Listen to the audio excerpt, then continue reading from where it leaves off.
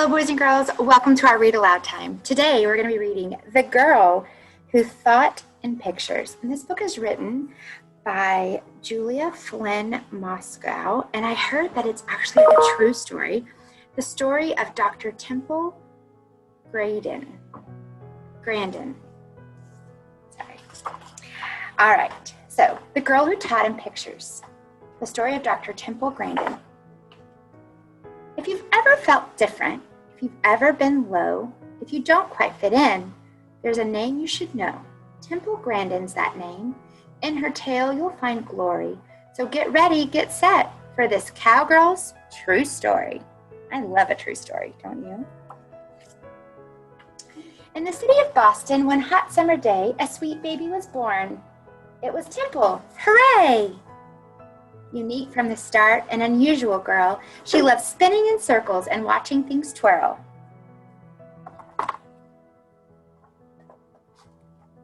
But some things she hated, like certain loud sounds or bright crowded places, large cities and towns.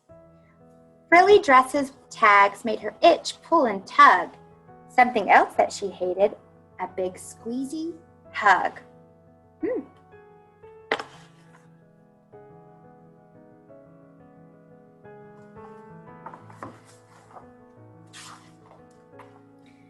A shy loner, this Temple, but when she got mad, when her feelings of stress and frustration got bad, quite a tantrum she'd throw.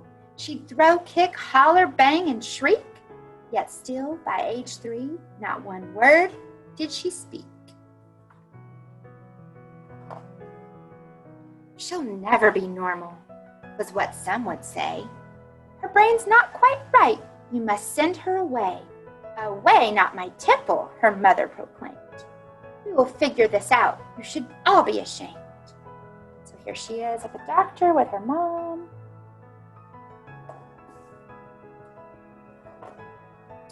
Then little by little, though sometimes she balked, special teachers helped Temple, and one day she talked. And that thing with her brain, it was autism, you see. She was different, not less. They all finally agreed. Her brain just worked differently. Like most kids her age, she loved ice cream and art, but the way Temple thought, that's what set her apart. If something was mentioned, for instance, a fly, in her mind she'd see dozens of photos buzz by. Ooh, how interesting.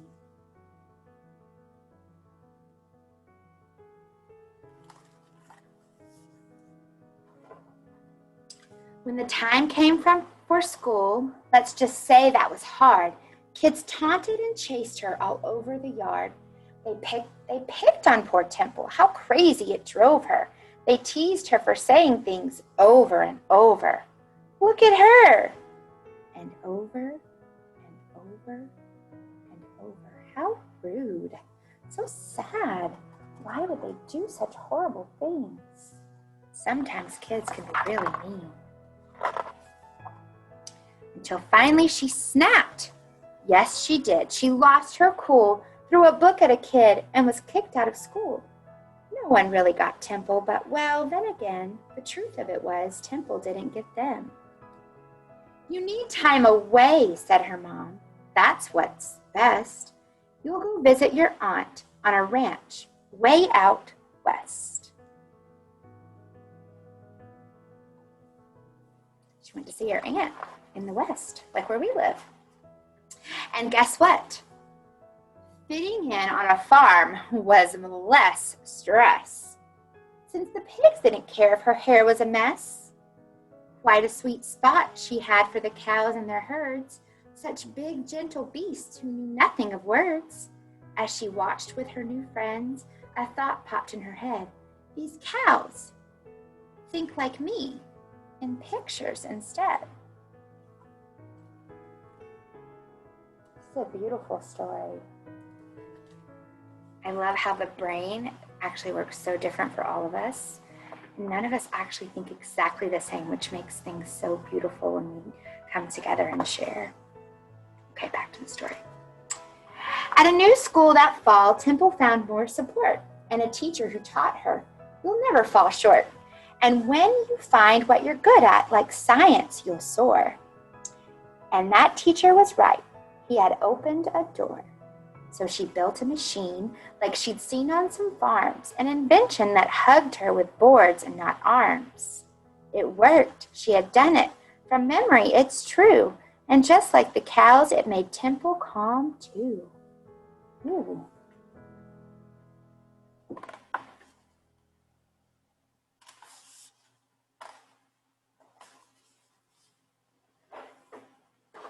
I'm special, she thought. Like a bright shooting star, my attention to details could help me go far. Through her studies, she learned there were farms not so kind. I will help them, she said. Some solutions she'll find. Solving problems. Using all the brain power she has to solve problems. Thinking, how can she fix these things? Oh, she's a thinker. I like her.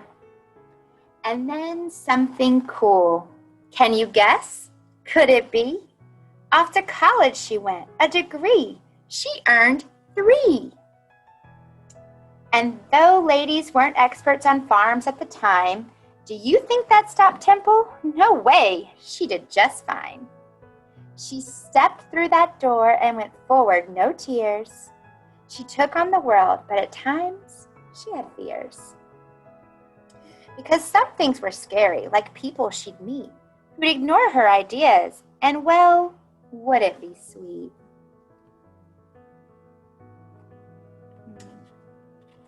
Sometimes people aren't kind. But she never gave up, learned her stuff through and through, like why cattle will circle and what makes them moo. To build better farms was her goal. She would do it. Be kind to our creatures. They have feelings. She knew it. And slowly but surely, she changed many minds until farm after farm built her awesome designs. Word spread about Temple, her fears not so small. Uh-oh, Mr. I made a mistake. Word spread about Temple, her feet not so small. Temple, Grandin? She's Grandin. She's grand. She's the grandest of all. Temple Grandin. She's the grandest of all. Woo! Miss Gerald's dyslexic, and so sometimes my brain works differently too. So sometimes it's hard to read, like just now. Now for these things and more, she's won honors and prizes, and a movie was made. But the biggest surprise is that girl with the future that couldn't be bleaker. Yes, the once silent girl, she is now a big speaker. Today she spreads hope with her stories and speeches. From New York to Sydney to Rome, Temple teaches. Each person is special, so unique are our minds. This world needs your ideas. It takes brains of all kinds. So here is the lesson. Feeling odd or offbeat? Being different might just be what makes you so neat. Don't let doubt hold you back, not for 1 minute more. Stand tall and like Temple, march right through that door. Dear reader, as a child, I was really glad that my mother always encouraged my ability in art. I encourage you to find something you are good at and work on developing it. If you are interested in becoming a scientist like me, find cool new ways to look at things such as microscopes and telescopes. Explore nature. Think up your own hands on science experiments. Keep learning, especially from your mistakes. Temple Grandin. And there's a picture of her in real life on a farm.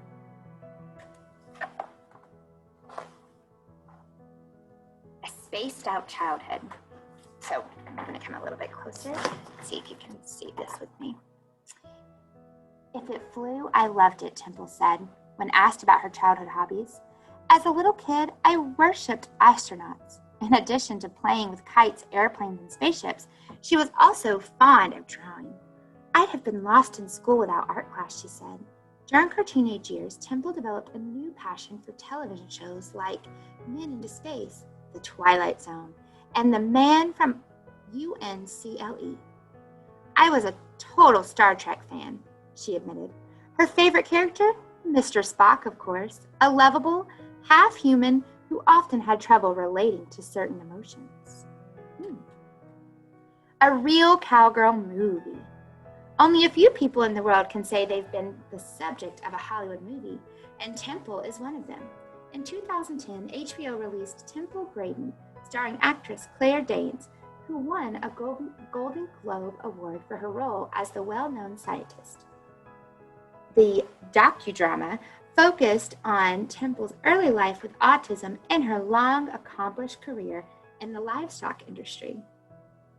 I love the fact that my actual drawings were in the movie, she said, referring to the blueprints for her inventions.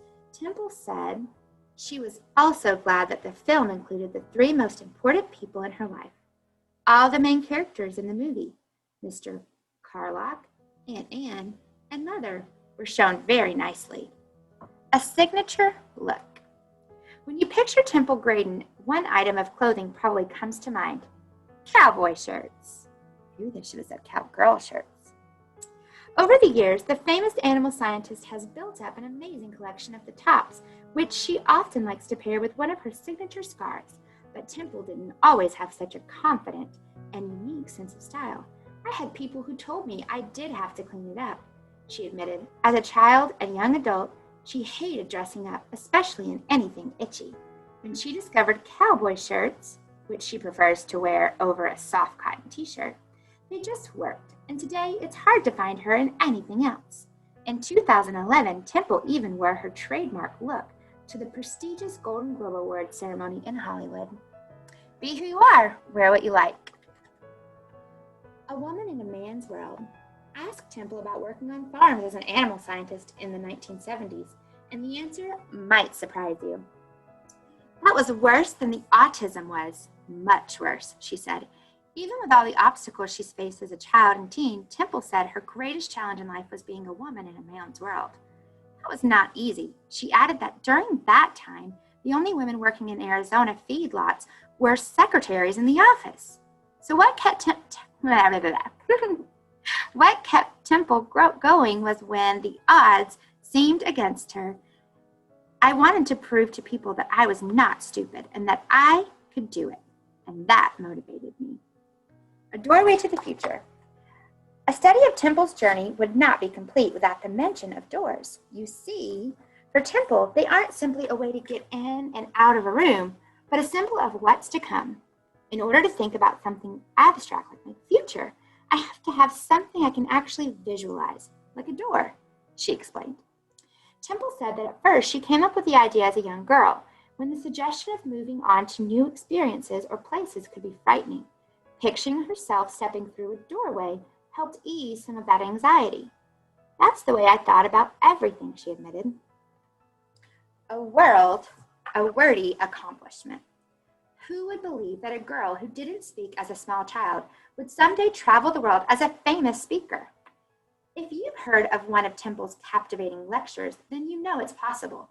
Still, spreading her message in front of large crowds didn't always come easily. I wasn't a good public speaker when I first started, she admitted.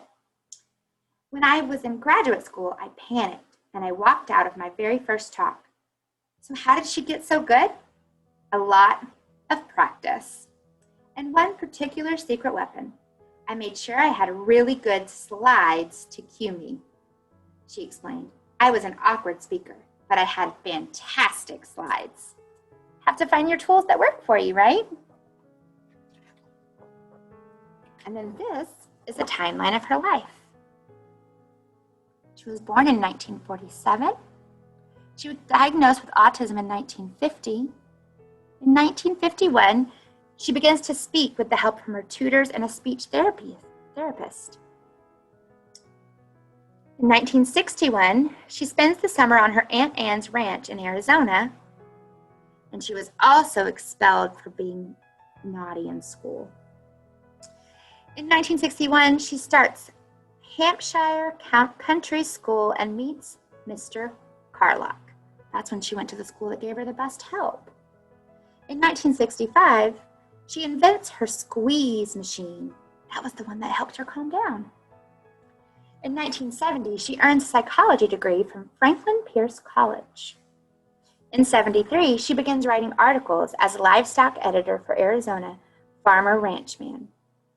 In 1975, she earns a master's degree in animal science from Arizona State University. In 1976, she invents curved chute systems for cattle. In 1985, she speaks publicly for the first time at Autism Society of American Conference. In 1989, she earns a doctoral degree in animal science from the University of Illinois.